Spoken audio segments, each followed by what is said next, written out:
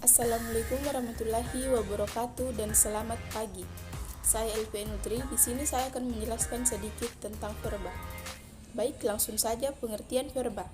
Verba merupakan kelas kata yang dipakai untuk menyatakan suatu tindakan, pengalaman, pengertian dinamis, keberadaan, dan lain sebagainya. Verba digunakan sebagai predikat dalam sebuah kalimat atau frasa. Yang kedua, ciri-ciri verba.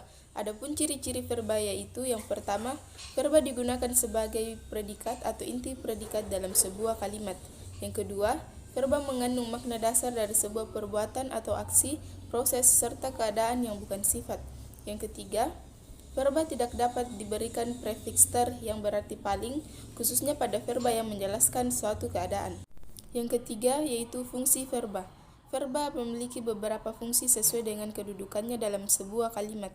Adapun fungsi verba yang pertama, verba serta frasa verbal bisa berfungsi sebagai predikat. Yang kedua, verba serta frasa verbal bisa berfungsi sebagai subjek. Yang ketiga, verba serta frasa verbal bisa berfungsi sebagai objek. Yang keempat, verba serta frasa verbal bisa berfungsi sebagai pelengkap. Yang kelima, verba serta frasa verbal bisa berfungsi sebagai keterangan. Yang keempat, macam-macam verba. Sebagai kata kerja berikut kelompok verba. Yang pertama itu verba asal.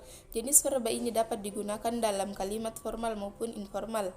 Contohnya jadi, hilang, dan sebagainya. Yang kedua, verba turunan.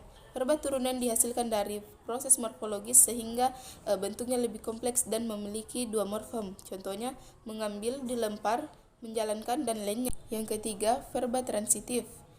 Verba transitif adalah jenis verba yang membutuhkan nomina objek. Dalam kalimat aktif, nomina berfungsi sebagai objek, sedangkan dalam kalimat pasif, objeknya dapat dijadikan subjek. Contohnya menjajakan, menjual, membuat, dan lain sebagainya. Yang keempat, verba intransitif. Jenis verba ini tidak membutuhkan objek dalam sebuah kalimat.